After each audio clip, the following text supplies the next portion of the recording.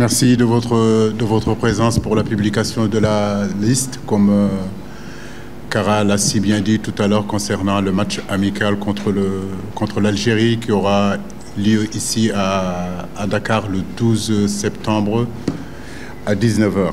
Donc 25 joueurs seront concernés pour ce match. Sans attendre, je vais vous les annoncer. Edouard Mendy, Séni Timothée Dieng, Mori Diaw, Formose Mendy, Youssouf Sabali, Khalilou Koulibaly, Abdoulahat Diallo, Abdoulaye Seck, Moussa Niakhaté, Abdallah Ndour, Ismaïli Jacob, Abdoulaye Niakhaté Ndiaye, John Lopi, Idrissa Gana Gueye, Pape Matar Sarr,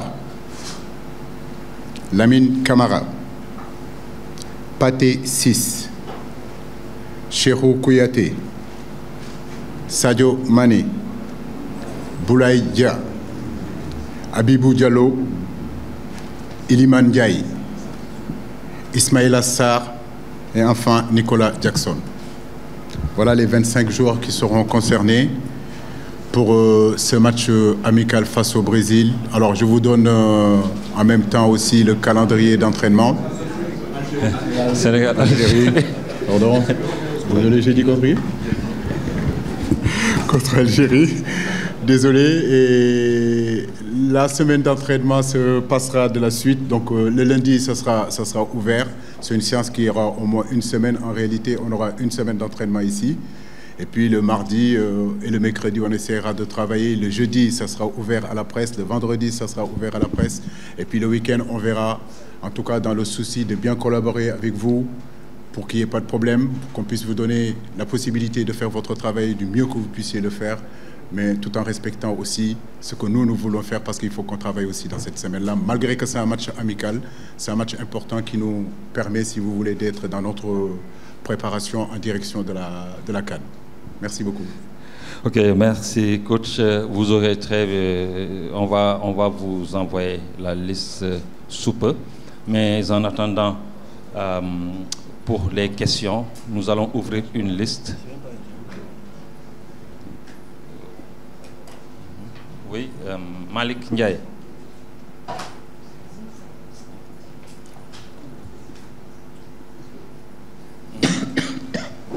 Malan.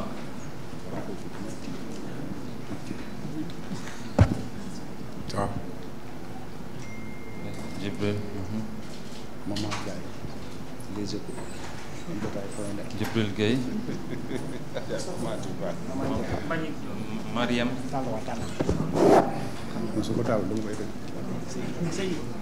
Mariam Ndiaye. Les Échos. Après, hein? Le soldat. On prend les 5 d'abord, et puis on reprend. OK. Vous donnez le micro à Malik Ndiaye, s'il vous plaît. C'est déjà fait.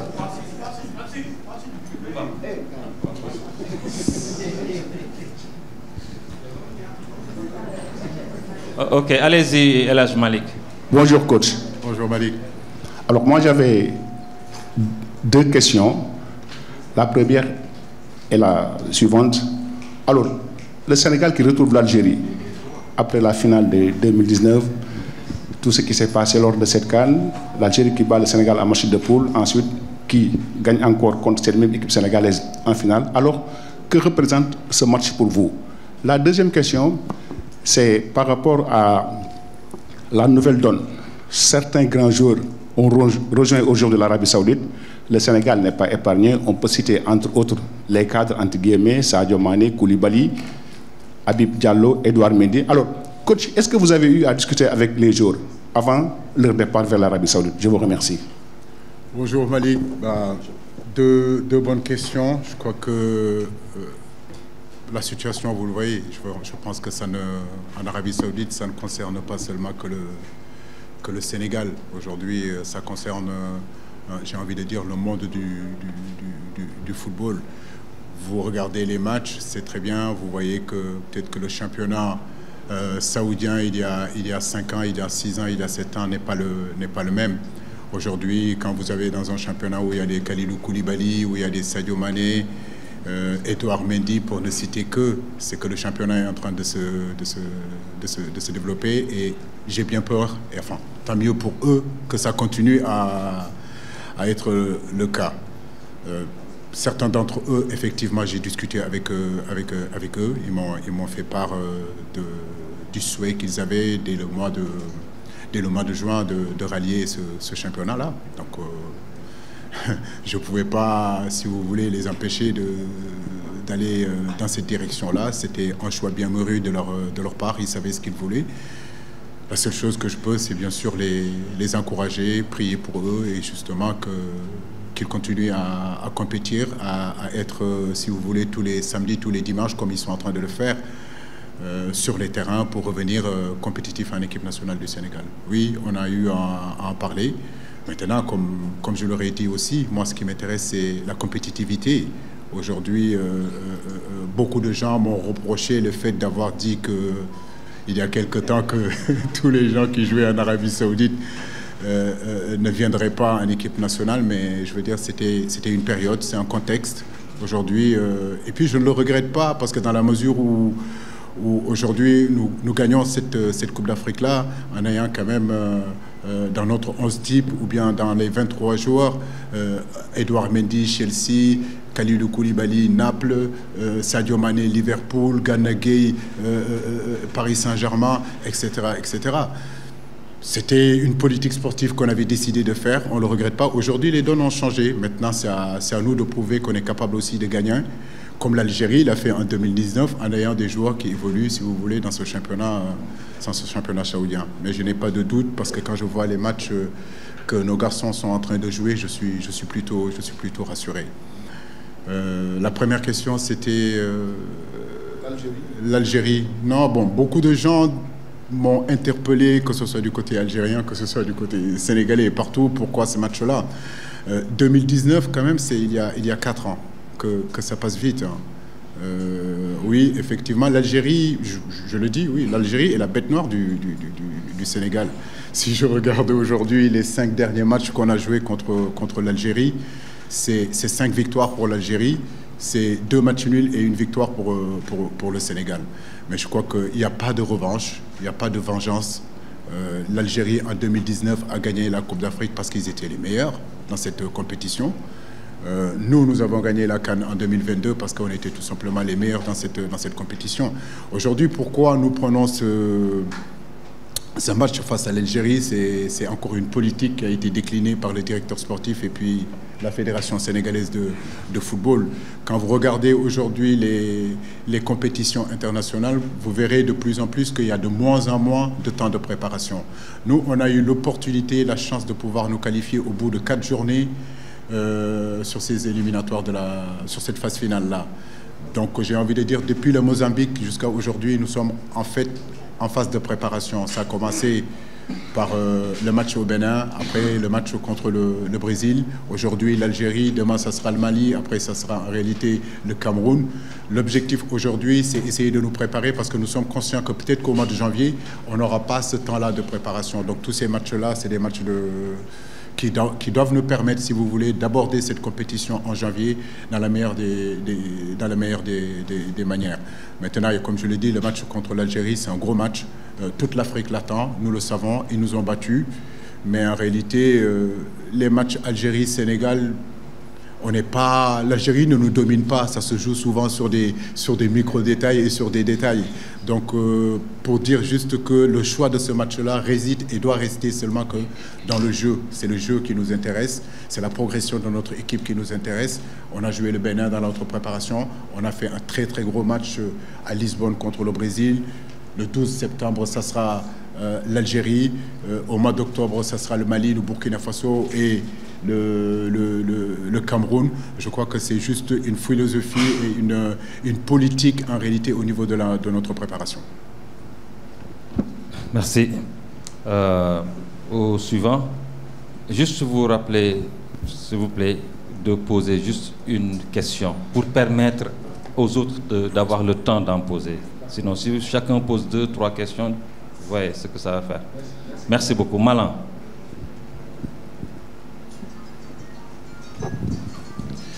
Bonjour coach. Bonjour. Malan Sané, Dakar 24. Ma première question, bien la question est la suivante. Étant sélectionneur national, vous serez comptable du bilan à la fin des éliminatoires. Le Sénégal qui joue sur 2 fronts, le Rwanda le 9 et l'Algérie le 12. Il y a une liste qui est déjà sortie pour le 9. Est-ce que c'est vous qui avez fait cette liste? Si oui, est-ce que vous serez au Rwanda ou bien est-ce que votre adjoint Régis Bogart y serait? Parce que ça sera un peu tache d'huile sur le plan de l'éthique que le Sénégal ne soit pas représenté, l'équipe nationale A, que dirigée par M. Aliou Cissé, ne soit pas au Rwanda. Ma deuxième question, félicitations d'avoir respecté le processus. On a vu sur cette liste 2 nouveaux joueurs qui vont rejoindre la tanière pour la première fois. Je passe parler de Lamine Camara et de Abdoulaye Niakhaté Ndiaye. Qu'est-ce qui a changé pour Lamine pour qu'il soit sélectionnable en équipe nationale A? Merci. Mais c'est juste la compétitivité. Moi, vous savez, je ne suis pas du genre à me laisser influencer par quoi que ce soit. Je l'ai dit, je le répète, si les garçons sont ici sur cette liste-là, dans cette liste-là, c'est parce qu'ils le méritent, parce qu'ils ont travaillé. Lamine le mérite parce que tout simplement, avec nos petites catégories l'année dernière, il a montré ce dont il était capable avec l'équipe locale, avec l'équipe des U20. Mais quand il est reparti aussi d'ici, c'est un garçon qui est parti en Ligue 2 et tout de suite, j'ai été très impressionné. Il a été par son intégration et ça, c'est très intéressant. Dans ces débuts de saison, certes, c'est un petit peu plus compliqué parce que c'est la Ligue 1. La Ligue 1, c'est un autre niveau. Le niveau international, là où il vient aussi, c'est un autre niveau. Mais n'empêche que c'est important de l'appeler parce qu'il a le potentiel pour évoluer dans cette équipe-là. Donc, c'est pareil pour Abdoulaye Niakhaté Ndiaye. C'est des garçons qui font partie des équipes olympiques, de l'équipe olympique. C'est un garçon que j'ai beaucoup apprécié, ce qu'il a fait à Bastia déjà. On était en train de le suivre. Aujourd'hui, il est à 3. Lors de ce match contre le Mali aussi ici, il a montré qu'il était capable de venir intégrer le groupe. Ce sont des garçons qu'il faut que nous baillons. Donc je pense que sur un match amical comme ça, où il n'y a pas d'enjeu, c'était important, si vous voulez, de les faire venir pour qu'ils apprennent. Voilà. Il ne s'agit pas de venir et de dire que bien sûr qu'ils sont titulaires indiscutables de l'équipe. Non, ils vont trouver des champions d'Afrique, ils vont trouver des mecs qui ont plus de 100 sélections, ils vont trouver des garçons aujourd'hui qui ont fait leurs preuves. Mais je pense que plus tôt ils vont rentrer dans cette tanière-là, plus tôt ils vont acquérir de l'expérience. Et j'ai envie de dire que c'est l'équipe d'aujourd'hui peut-être, mais c'est surtout l'équipe de demain et de l'équipe du Sénégal. Et c'est surtout ça qui est intéressant. Donc je les félicite et les encourage vraiment. La deuxième question, c'est le match du Rwanda. Oui, on sera tous contents de ça, mais en réalité, je vais laisser le directeur technique répondre sur ce dossier-là. Effectivement, c'est une liste que moi, je n'ai pas confectionnée, parce qu'il y a 2 entraîneurs qui sont là aujourd'hui qu'il faut laisser travailler la primeur. Mais j'ai envie de dire que depuis quand même 8 ans, 9 ans que je suis ici, j'ai eu à faire des intérims. J'ai eu à bouger, à aller, rappelez-vous, ce match qu'on va jouer face à la Colombie en 2016, je crois. C'était un match qui était réservé pour l'équipe A. Voilà, et ça ne m'a pas empêché, moi, avec mon staff, d'aller jouer ce match-là. J'ai été en Afrique du Sud quand il n'y avait pas d'entraîneur. Donc, et au Niger. Donc je pense que notre direction technique a toujours travaillé comme ça. Aujourd'hui, c'est une opportunité. La vie et le sport de haut niveau, ce n'est pas des moments, c'est juste des opportunités. Aujourd'hui, c'est une opportunité pour ce groupe-là de pouvoir aller au Rwanda parce que nous avons travaillé dur pour qualifier notre équipe au bout de 4 journées. Et il y a quelques années de cela, vous êtes là, vous êtes témoin de là, les dernières journées, les avant-dernières journées, le Sénégal, on se posait la question, est-ce qu'on va se qualifier ou on ne va pas se qualifier? Aujourd'hui, on se qualifie au bout de 4 journées. 4 journées, ça nous permet, si vous voulez, d'avoir 2 journées où on peut être dans la préparation de la CAN, mais ça nous permet aussi, si vous voulez, d'ouvrir ce réservoir de joueurs sénégalais qui sont derrière, que je ne peux pas tous appeler en équipe A. Mais leur donner la possibilité, si vous voulez, qu'on puisse les voir. Et ce groupe qui va aller au Rwanda va constituer le demain de l'équipe nationale du Sénégal. Et ça, c'est très intéressant. Mais je vais laisser le directeur technique développer un peu plus et rentrer plus en profondeur sur ça. Okay. Mais sachez qu'on est ensemble. C'est une direction technique. Ok, merci coach. Je pense que le DTN va répondre à cette question après. Pour ne pas perdre le fil, on continue et le DTN va revenir sur ça. Donc nous donnons la parole au suivant, c'est Djibril Gaye. Djibril Gaye plutôt.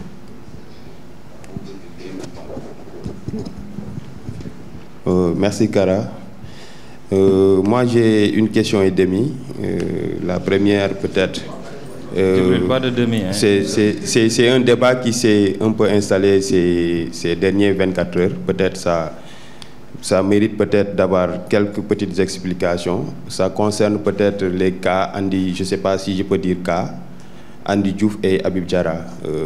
Dernièrement, on a entendu parler de leur convocation en équipe nationale et hier, Thierry Henry a sorti une liste. Et aujourd'hui, on ne voit pas les 2 jours aussi dans votre liste. Qu'en est-il exactement? Les Sénégalais voudraient vraiment savoir.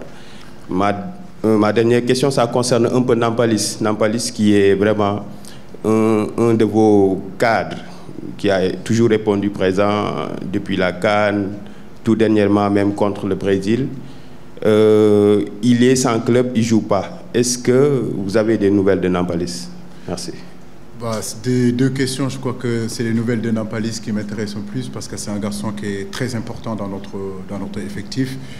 Et aujourd'hui, être dans cette situation où il ne trouve pas de club, c'est vrai que ça lui porte préjudice, mais c'est surtout, ça nous porte aussi préjudice. J'ai préféré le laisser avec son club parce que j'ai besoin de joueurs compétitifs. L'équipe du Sénégal a besoin d'être compétitif. On a des challenges, on a des ambitions, on a aujourd'hui des objectifs à atteindre et ces objectifs, si nous voulons les atteindre, il nous faudra un maximum de joueurs compétitifs. Vous connaissez ma relation avec Nampalis et vous savez très bien à quel point le groupe Sénégal a besoin de ce garçon-là. Mais comme ça a été le cas avec Saliou 6, je veux dire, on ne peut pas sélectionner un joueur qui n'a pas de club. On va le laisser trouver un club rapidement et ça, j'en suis sûr et certain qu'il est en train d'y travailler. Mais c'est le cas aussi des garçons comme Alfred Mendy aussi, qui est à Rennes et que sa situation aussi est difficile. On a préféré les laisser vraiment régler leurs problèmes sur ce mercato. Maintenant, concernant... Djibril, tu me connais un petit peu. Je pense que tu sais que je ne suis pas du genre à courir derrière qui que ce soit. Je l'ai dit, je le répète, nous courons derrière aucun joueur. Mais mon rôle aujourd'hui, là où je suis, avec mon boss qui est là et mon deuxième boss qui est là, c'est d'aller chercher des joueurs sénégalais partout où ils sont, s'ils sont capables aujourd'hui d'intégrer l'équipe nationale du Sénégal. C'est ça mon rôle, je suis payé pour ça. Et je le fais. Bien sûr que Diarra, comme Andy, c'est des garçons qu'on s'est approchés d'eux, que ce soit Mayacine, moi, le manager général Lamine Diatta, on y travaille, on continue à y travailler. Après, comme je dis, chaque joueur a le droit de décider et de faire son choix. La vie est faite de choix. Voilà. Maintenant, ils ont fait un choix de rester avec l'équipe espoir de la France. Mais je prie pour eux et j'espère qu'en tout cas ça ira pour eux, qu'ils continueront leur carrière. Mais nous, on a fait, c'était d'aller nous approcher d'eux, c'était de parler avec eux, c'était de discuter avec eux, c'était de leur vendre le projet Sénégal. Maintenant, c'est à eux, leurs parents, parce que j'ai discuté aussi avec le papa d'Habib Diarra, qui est un ancien international. J'ai discuté aussi avec le papa de Andy, parce que c'est ma façon de fonctionner. Avant de m'approcher des joueurs, je m'approche d'abord de la famille, ou bien si je m'approche des joueurs, je m'approche derrière aussi de la famille. Je pense que tous, à la base, étaient très honorés, en tout cas, du coup de fil que j'ai eu, et surtout l'intérêt que le Sénégal avait envers leurs enfants. Après, comme je dis, ils m'ont demandé de leur laisser le temps, ils ont réfléchi et ils ont fait leur choix. Donc nous les encourageons et bonne chance à eux et nous continuons notre bonhomme de chemin. Merci beaucoup. À présent, oui, c'est Mariam. Hein? Mariam Ndiaye. Hein? C'est bon, donc, il a déjà répondu à votre question. Au suivant, c'est Madame Soda Thiam.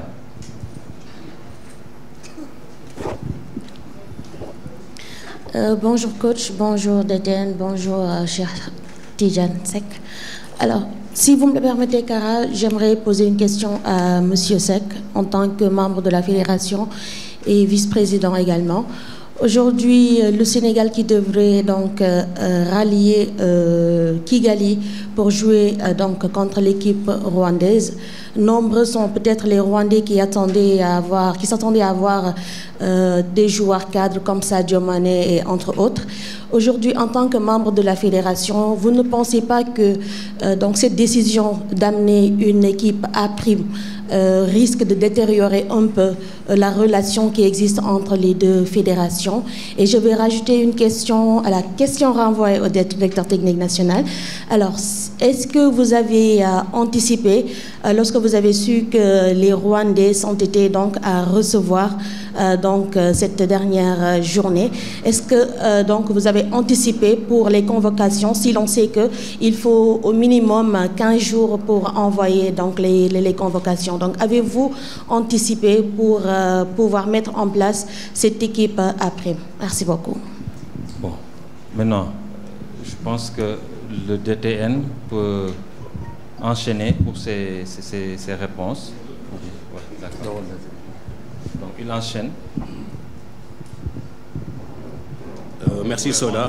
Je pense que ça n'aurait pas été peut-être un débat, parce que j'estime très sincèrement, comme Alu l'a dit, qu'il y a une opportunité en tout cas qui s'est présentée à nous par rapport à une politique de la DTN et de la fédération et une volonté affichée de mettre en place cette équipe après. Je pense que depuis un certain nombre d'années, vous remarquez que nous travaillons dans la progression de nos entraîneurs en catégorie. Malik Daf avait eu U17 et après il est allé en U20. Aujourd'hui, naturellement également aussi, Malik va aller en équipe locale. Il va monter son groupe. Mais également, Pape Thiaw également va monter également aussi en équipe U23 ou équipe locale ou équipe A'. Et il en a même également pour Saliou, après la Coupe du Monde, également de monter en U20. Ça, c'est une volonté qui est affichée. Et aujourd'hui, on a une opportunité qui se présente à nous. Comme il l'a dit, c'est vrai qu'aujourd'hui, les Rwandais peuvent attendre une équipe du Sénégal, composée de Sadio Mané, mais ce sera une équipe nationale du Sénégal qui sera présente. C'est ça qui est le plus important. Quels sont les joueurs qui y sont? Ce n'est pas important. Le Rwanda jouera. Est-ce que nous, on s'intéresse aux joueurs des Rwandais? Non. C'est une équipe du Rwanda qui sera en face de nous. Maintenant, pour dire simplement que la raison principale aujourd'hui, c'est que notre politique de progression de nos joueurs et également aussi de préparation de nos joueurs dans la compétition, elle est importante. Nous avons beaucoup de joueurs aujourd'hui qui tapent à la porte de l'équipe nationale. Il est vrai. À lui ne pas convoquer 60 joueurs, ce n'est pas possible. Et aujourd'hui, quand on a une opportunité de ce genre, je pense qu'on s'y engage tout de suite. D'autant plus que, comme il a dit, le résultat il est déjà fait. Parce que nous sommes déjà qualifiés contre une équipe qui est éliminée. Donc c'est un match qui n'a pas d'enjeu en réalité. Mais pour lequel le résultat est important, parce qu'en fait, nous n'y allions pas avec des armes à la baisse. Non, nous allions pour jouer un match de qualification pour la 6e journée. Je crois que ça c'est important. Ce n'est pas parce que nous avons pris ce groupe-là pour aller simplement pour meubler. Non, on ne meuble pas. On va dans la compétition. Je pense que ça c'est important de le relever. Maintenant, c'est vrai, les relations entre le Sénégal et le Rwanda, je ne pense pas, parce qu'en réalité, nous ne sommes pas obligés quand même de dire effectivement que nous allons amener tel jour. On aurait pu y aller sans Sadio Mané, ni Kalidou, ni etc. On aurait pu y aller. On n'est pas forcé de les amener parce que simplement les Rwandais veulent les voir. Si les Rwandais veulent nous voir, peut-être qu'on aura l'occasion d'organiser un match de gala où effectivement on sera à Dakar ou à Kigali et pour le jouer. Et on aura tous les stars de l'équipe pour jouer. Voilà ce que je veux dire. Merci. Mais je pense qu'il a répondu déjà à la question posée à Cher. Merci beaucoup. Je me reconnais entièrement dans les propos de Mayacine qui a répondu parfaitement à la question. Je ne pense pas qu'il y aura un problème entre le Sénégal et le Rwanda. C'est un choix, c'est vrai, technique d'abord, parce qu'on ne peut pas faire déplacer l'équipe en 72 heures. Le match du Rwanda est aussi important que le match de l'Algérie. C'est vrai qu'on est déjà qualifié pour la CAN. On respecte le Rwanda, on le respecte. On le respecte parce que aussi, nous, notre credo, c'est de respecter l'adversaire, quel que soit le pays avec lequel on joue. Je pense que Mayacine a entièrement répondu à la question pour les deux thèmes. Merci beaucoup. Voilà. Merci beaucoup. Il y a quelqu'un qui... Oui, là, ce sera la dernière question en français avec le coach et on enchaîne en Wolof. Allez-y. Bonjour coach, je m'appelle Moustapha Toumbou de Sénéweb. Alors ma question concerne les Marseillais de l'équipe nationale du Sénégal et plus particulièrement les 2 des 3 sélectionnés, à savoir Iliman Ndiaye, Ismaïla Sarr et Pape Gueye. Alors il y en a qui souffrent le chaud et ceux qui souffrent le froid et ceux qui ne souffrent pas. Iliman Ndiaye par exemple, son transfert de Sheffield à Marseille était plein d'espoir, mais en à peine 5 matchs, il est sous les feux des critiques. Tout le contraire de Ismaïla Sarr qui fait de belles prestations et qui attire des louanges, et Pape Gueye qui ne joue pratiquement pas depuis le début de saison. Avez-vous eu à échanger avec ces joueurs, et concernant plus particulièrement Iliman Ndiaye, avez-vous échangé avec lui son état de forme mentale et psychologique en fait, Pape? Merci. Oui, trois Sénégalais à Marseille, même si, bon, Marseille, c'est pas mon équipe préférée. Hein. Moi, je suis plutôt parisien, quoi. Donc c'est difficile pour moi de parler de Marseille, mais je vais parler des joueurs qui évoluent à Marseille. Non, Iliman, je n'ai pas d'inquiétude. Aujourd'hui, Marseille, tout le monde connaît le Vélodrome, tout le monde connaît la mentalité marseillaise. Jouer, évoluer à Marseille, ce n'est pas seulement avoir les qualités footballistiques, c'est au-delà de ça. Donc, les 2 garçons, les 3 garçons, que ce soit Iliman, que ce soit Ismaïla et Pape qui est suspendu, qui n'est pas là, mais j'espère que rapidement il retrouvera sa place et à Marseille et en sélection. C'est un état d'esprit, voilà, d'évoluer dans ce club-là. Il te faut aussi un minimum de temps d'adaptation. Et ce minimum de temps d'adaptation, il faut quand même le donner aux joueurs, c'est très important. Il y en a qui s'adaptent le plus rapidement possible, d'autres ont peut-être besoin du temps, mais je ne m'inquiète pas pour Iliman. Iliman, il a les qualités vraiment pour pouvoir évoluer à Marseille, mais pendant des années et des années, il a évolué dans une autre mentalité en Angleterre, où ce n'est pas toujours la même philosophie. Donc arriver dans un nouveau club, déjà, c'est pas facile, mais surtout arriver dans un nouveau club comme l'OM, c'est encore beaucoup plus compliqué. Mais quand on parle de qualité intrinsèque, quand on parle de qualité footballistique, je suis sûr et certain que nos 3 garçons qui sont là-bas auront leur mot à dire. À eux de s'accrocher. Dans le football, il y a aussi des moments difficiles, mais il ne faut pas non plus mettre les charrues avant les bœufs. Quand on arrive dans un club aussi, il faut s'adapter, et Iliman va s'adapter rapidement. Je ne m'inquiète pas du tout pour ça. Merci beaucoup, coach. Bon, écoutez, une main se lève encore. Bon, ce sera la dernière, hein, s'il vous plaît, en français, puisqu'il faut qu'on enchaîne en Wolof également. Bonjour, coach. Mbagnick John, Viewsport. En fait, vous avez convoqué Mbagnick John, Viewsport. Vous avez convoqué Edouard Mendy qui revient depuis la Coupe du Monde. Est-ce qu'il revient pour reprendre sa place de titulaire, ou est-ce que maintenant, avec Mory Diaw et Seny Dieng qui ont déjà couvert cette place-là, ça montre que la concurrence revient de plus en plus au poste de gardien de but? Autre chose, vous n'avez pas convoqué Moussa Ndiaye et Arouna Sangante. Qu'est-ce qui leur manque pour pouvoir figurer dans cette liste? Merci. Moussa Ndiaye, je le connais. C'est un garçon que je pratique depuis un bon bout de temps. Je l'ai amené à la Coupe du Monde. Quand Ballo Touré s'est blessé, ma pensée est allée directement chez lui. Il fait quand même un début de saison assez intéressant.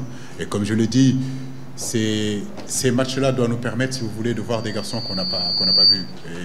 Et vous verrez aussi, au niveau de la composition des équipes qu'on aura aussi, il est important, si vous voulez, de voir. En fait, on est en phase de préparation pour la CAN, pour la liste des 23 qui vont arriver. Il y a des garçons qu'on connaît. Pour moi, ce n'est pas la peine de les faire venir. Sangaté, on connaît, mais sur ces regroupements-là, j'ai préféré, si vous voulez, Abdoulaye Niakhaté Ndiaye.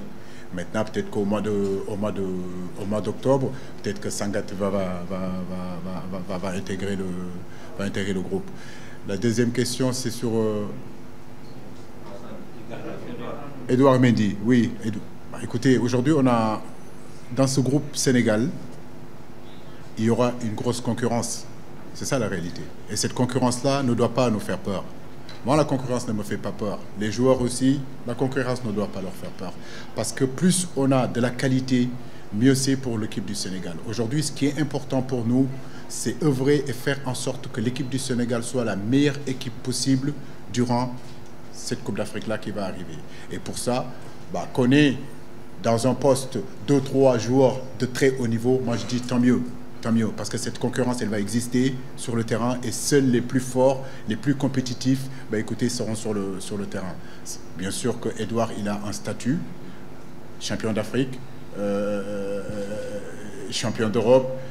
J'ai envie de dire qu'il connaît aussi la réalité sur le continent africain. Il a quand même une marge d'avance par rapport aux autres, mais comme je l'ai dit, ce n'est pas définitif, rien n'est définitif. Il revient, il va falloir qu'il continue à se battre et conserver sa place, gagner sa place dans l'équipe, comme tous les autres qui vont constituer cette équipe-là.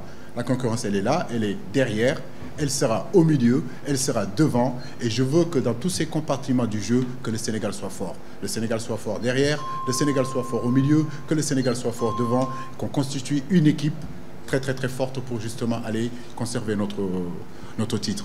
Pour ça, il faut sélectionner des joueurs qui ont de la qualité, et aujourd'hui, c'est vrai que le groupe Sénégal regorge de qualité. Je vais voir comment on va vivre cette concurrence-là. Merci beaucoup. Kara. On risque de ne pas s'arrêter là. Mbaye Sène, CNM. Salam à tout le monde. Coach, je vais revenir sur le match du Rwanda. Croiser le Rwanda reste aussi une préparation en direction de la CAN. Bon, ma question est de savoir, vous qui brandissez à chaque fois le panafricanisme, n'avez-vous pas raté une très belle opportunité de le prouver? Je suis sénégalais, pour l'instant je défends les couleurs du Sénégal, je défends l'intérêt du Sénégal, je ne défends pas les couleurs de l'Afrique pour l'instant. Quand je serai en dehors et qu'on ira dans une compétition internationale, je défendrai le Sénégal, je défendrai l'Afrique. Mais aujourd'hui, l'Afrique commence par mes frontières. L'Afrique commence par le Sénégal. Et aujourd'hui, c'est les intérêts de mes joueurs, c'est les intérêts de ma fédération qui comptent. Après, on verra le panafricain. Merci beaucoup. C'était pas le cas à Lisbonne. Merci beaucoup. Jërë ngeen jëf léegi ñu enchaîner ci wolof. Aliou coach da ngay tënk rek yenn laaj yu bëri yi nga xam ne laaj nañ la ko fi ci nasaraan laaj yoo xam ne dafa am relation ak bien entendu la liste bi nga xam ne moom la joxe léegi liste joueurs yi war a jongante ak Algérie le 12 yeneen laaj yi nga xam ne nag match Sénégal Rwanda ak yooyu peut-être que DTN dina ci dellu si bu bëri coach si yenn laaj yi maanaam am na benn laaj bu ñu njëkk a laaj mooy Algérie match Algérie ak Sénégal Algérie ban solo la am est-ce que da ngeen di football ak ñoom pour jël seen revanche ou bien. waaw mais di nuyu ñëpp di sant ñëpp vraiment di ñaanal ñëpp vraiment màggalu jàmm parce que ci période màggal lañ nekk waaw ñu confrérie mouride bi yëpp et umma islamia bi yëpp tamit ñëpp am màggalu jàmm dem ci jàmm dellu seeg jàmm ak salaam Kara comme noo ko waxee groupe de 25 joueurs nañu convoqué ci groupe 25 joueurs yooyu am na ñaari xale yoo xam ne ay ñaari xale ñu bees nañu maanaam Lamine Camara mi nga xam ne Génération Foot la nekkoon dem Metz ak Abdoulaye Ndiaye Diakhaté muy xale boo xam ne mi ngi doon évoluer moo doon capitaine équipe olympique bi tey ñoom ñooy nouveauté ci groupe bi di wax ni que stage bi lundi lay commencé à partir de midi en direction ci match amical bi nga xam ne match bu am importance la Algérie ñëpp xam nañu Sénégal Algérie souvent ay match yu rëy la ay match yu am importance la xam naa ni nag ñu bëree ñu ngi xool lu xewoon 2019 mais damay wax ni que 2019 2022 4 ans passé na tey je crois que amul benn revanche boo xam ne am nañ ko di ci match bi lu gën a am solo daal mooy que ñu concentré wu ci jeu bi parce que benn politique boo xam ne le directeur technique bi ak fédération bi ñoo ko mettre en place c'est-à-dire préparer prochaine CAN bi nga xam ne mooy ñëw te bu préparer prochaine CAN boobu il faut que tamit ñuy jouer ay équipes yoo xam ne équipes yu baax nañu joué nañu Brésil tey ñu fas yéene le 12 jouer contre Algérie di ñaan yàlla tamit mois de octobre ñu amaat yeneen match yoo xam ne match yu dëgër lay doon match yu tàkku lay doon pour que justement ñu mën a préparer CAN buy ñëw nii incha allah.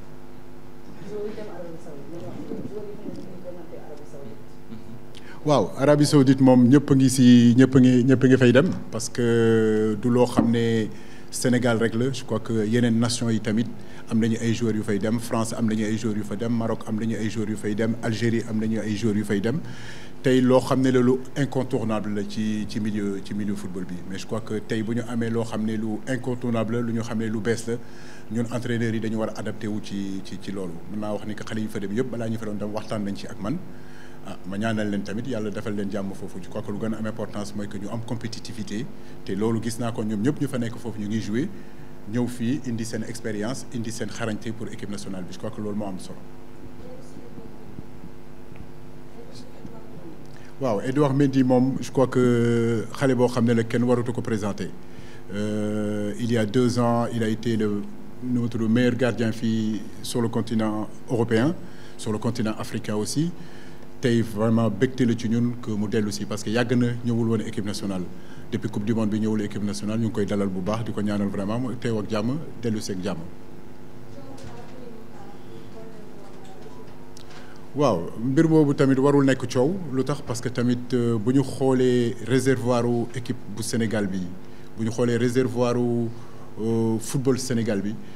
ñëpp joueurs yëpp ngeen di gis ñoom ñëpp seen objectif mooy ñëw jouer ak équipe A bu Sénégal mais yàlla def na ni que équipe A du Sénégal mënuma sélectionner 60 joueurs tey am nañu opportunité voilà parce que tamit football opportunité la opportunité boobu mooy que qualifié nañu depuis 4e journée bi donc mu des ñaari match yoo xam ne ñaari match gars yu am solo la yu am importance la tey dégg match yooyu ñu ngi koy jouer jox nañ ko cëram tamit loolu lu am importance la il faut pas que ñu wax sénégalais yi que joxuñu cër Rwanda joxuñu cër match bi parce que xale yuy dem foofu ay xale yu xarañ nañu ay xale yoo xam ne bokk nañu ci suñu liste yi pour que fileeg déwén wala fileeg 2 ans wala 3 ans ñooñu ñooy ñëw équipe A Sénégal amuñu woon opportunité gis leen tey ak match Rwanda bi mën nañ leen jox chance ñu gis leen ñu xool lan nañu mën je crois que objectifu match Rwanda bi ci loolu la comprendre naa tamit que Rwandais yi bëggoon nañu gis peut-être ñoom Sadio Mané ñoom Edouard Mendy ñoom Kalidou Koulibaly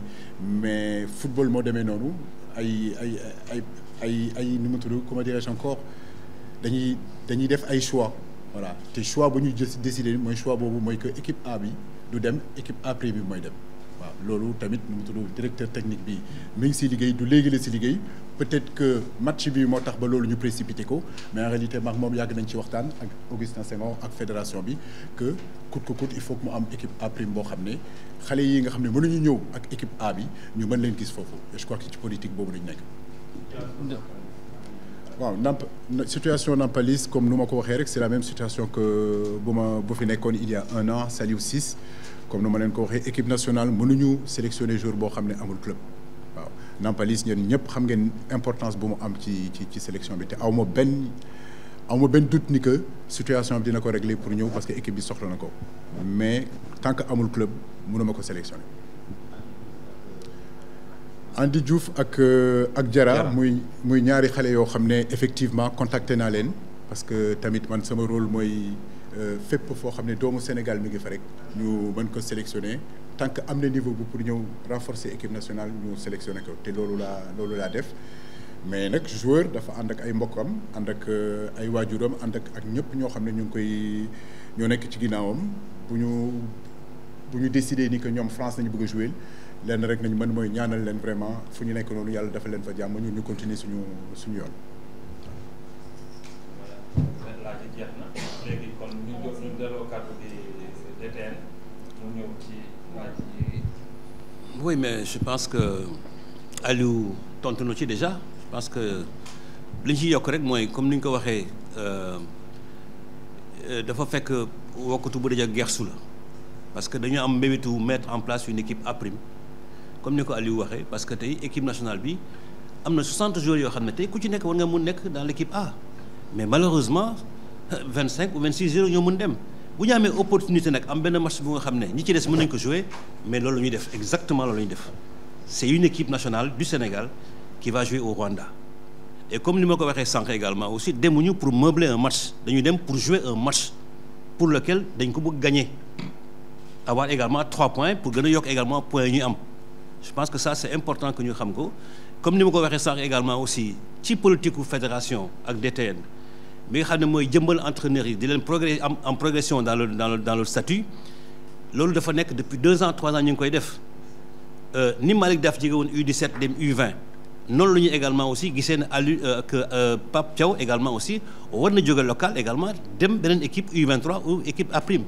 noonu la également Malick va quitter U20 pour am dem local noonu la également Serigne Saliou après la Coupe du Monde va aller également en U20 et on aura un autre entraîneur pour la sélection U17 et loolu ça permet aux jeunes entraîneurs ñu accompagner seeni groupe n'est-ce pas ba nga xam ne effectivement dañ mën a gérer effectivement seen groupe et également aussi avoir effectivement la possibilité de progresser également aussi te xale yi ñu yóbbu également aussi bu nga leen xoolee dans le groupe mais c'est des ay joueurs yi nga xam ne dañu am expérience compétition africaine et même mondiale parce que ñoo ñëpp ku ci nekk joué nga compétition Coupe du Monde joué nga également Coupe d'Afrique et c'est des champions d'Afrique ñoom ñëpp pratiquement et d'autres joueurs yi nga xam ne ku mel ni peut-être un garçon bu nga xam ne on n'a pas eu l'occasion de le sélectionner mu nekk Metz muy Sabali c'est une occasion pour le revoir parce qu'il y a d'autres également yi nga xam ne tey c'est une occasion de les revoir encore parce que c'est important parce que peut-être que demoon nañu mois bu nga xam ne c'était difficile de les avoir parce que principalement il y avait un pléthore de joueurs n'est-ce pas et je pense que c'est une excellente chose de préparer la relève de demain à travers ces compétitions-là et mieux même je pense que même pour les dates FIFA à venir nous travaillons pour avoir des matchs amicaux pour cette équipe-là en dehors même de l'équipe A qui va jouer ces matchs amicaux nous allons trouver effectivement des matchs pour cette équipe-là parce que c'est important pour nous parce que c'est la date FIFA qui nous permettra de les avoir n'est-ce pas sans pour autant qu'il y ait contestation ni de délai loolu laa bëggoon wax merci.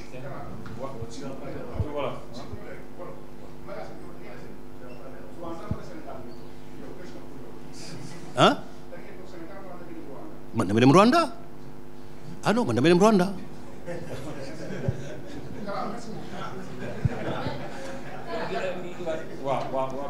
pour ajouter rek ci Mayacine li muy wax lu am solo la parce que bu ñu xoolee tamit ay génération yoo xam ne ñu ngi ñëw ci équipe bi la plupart am na génération yu bëri yoo xam ne dañuy disparaître kenn du xam fan nañ nekk je crois que tey ak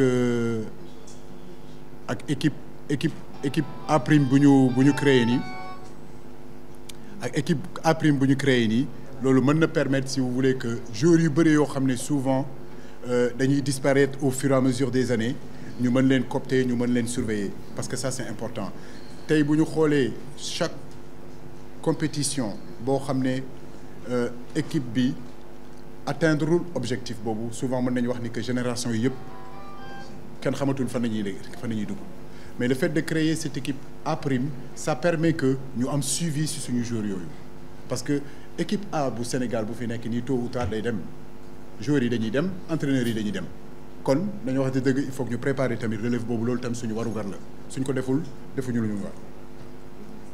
waaw salaamaaleykum wa rahmatullah coach maa ngi nii c'est Mohamed Sène Football TV. monsieur Binassou. waaw monsieur Binassou non dama amul question par rapport ak kii di Sofiane Diop dans la presse dama gis ne accepté na ñëw Sénégal te yow donc dama taxawoon fii poser la question nga ne Sofiane Diop bés bu ñëwee bëgg see Sénégal ma dinaa convoqué benn affaire boo xamante ne peut-être yéen ñett sax laa ko posé mooy ñi ngeen di convaincre Binassou bëgg naa xam la mooy stratégie bi parce que yow tey jii boo soxlee Lamine Camara je pense da ngay woo Lamine Camara direct mu ñëw mais lan moo tax tout le temps muy nekk benn intermédiaire comme Boubacar Camara par exemple man xam naa le dossier laajte naa mais tout le temps coach day dem wax ak parent du wax ak Boubacar Camara direct Boubacar Camara bu ñu ko posé question mu ne non coach day man mosul ñu wax ak man direct te tey dem la déggaat léegi si Andy Diouf ak Abdou Diarra nga ne waxtaan nga ak seeni parents bon man pour man lii gënul est-ce que waxtaan ak ñoom direct nga am affaire bi gënul. moom tapa déggoo lu ma wax de. waaw bismillah c'est-à-dire xam nga joueurs yi joué wuñu xam nga parents yi joué wuñu. waaw mënu ma wax mais dafa rafet ni que booy wax ak doomu jàmbur. loolu yar la nga wax ak ay waajuram ñun loolu nañu xam noonu nañu yaree. du dëgg. waaw mais ndeyu mbili mi. moom ñoom muy bu nu mu tudd muy Sofiane Diop muy Diarra muy. comment dirais-je encore Andy. muy Sofiane muy keneen ku nekk nu mu tudd Boubacar pas Boubacar Camara mais ku nekk lay Soumaré. Soumaré waaw ñooñu ñëpp comme nu ma la ko waxee ñu ngi ciy liggéey waaw tooguñu fii bañ a liggéey binationaux yi mënoo ma ko gën a xam.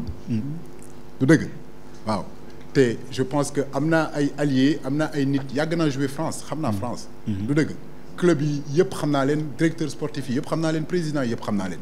loolu du problème.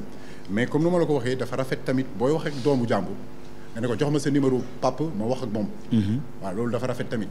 maintenant comme je te l'ai dit décision bu ñu mënta jël rek mën naa wax ne que c'est une décision familiale. parce que tamit xale bi bu jël décision am ça veut dire papam tam d'accord na ci décision boobu. du dëgg. donc loolu moo nekk loolu moo am mais comme nu ma la ko waxee rek je crois que lu gën a am solo mooy que football opportunité la ak choix la voilà il faut faire des choix. ils ont décidé dañu décidé jouer pour France choix la. voilà dañu respecter choix boobu. ñu décidé jouer pour Sénégal comme ñoom Kalilou Koulibaly ba nekk fi capitaine en tant que binational. wane ne ni que amul problème entre binational yi ak national yi. voilà équipe nationale bi amul xaaj ak seen amul différence entre national amul différence amul binational amul différence avec double culture ñun ñëpp Sénégal nañu waaw te loolu moo am solo loolu moo am importance képp ku bëgg a jouer fii. yaa ngi dégg boo amee qualité yi tu es le bienvenu mais nag. boo bëggul jouer fii tamit du loo xam ne dañ la koy reprocher. waaw mën nañ ko respecter parce que quand même on est un pays civilisé. sur le cas Sofiane Diop sur le cas Sofiane Diop est-ce que dëgg la ne dafa bëgg a jouer Sénégal et que di nga ko wax s'il te plaît. sur le cas Sofiane Diop dañu dégg ci presse bi ne pare na pour jouer Sénégal te yow da nga ma waxoon fii nii. ça avance. voilà merci beaucoup. am naa si yaakaar bu baax. merci. oui la dernière.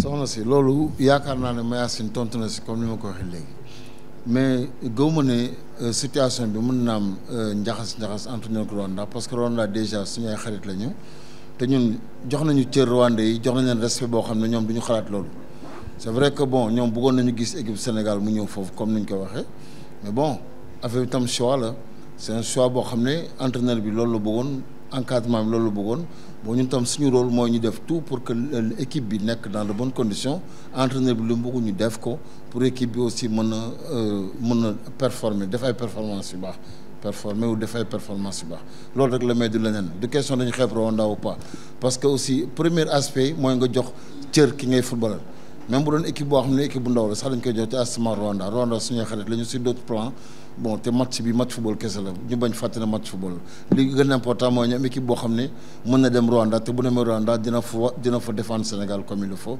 gagner 3 points merci beaucoup. Le site numéro 1 du sport au Sénégal, wewsport.com, est maintenant disponible en version application mobile sur iOS et Android. Retrouvez l'actualité du Sénégal pour tous les sports en direct sur votre téléphone, football, lambe, basket, sport de combat, athlétisme et bien d'autres disciplines. Toutes les statistiques des championnats sénégalais, les matchs, les résultats, les classements à suivre en direct sur votre application wewsport.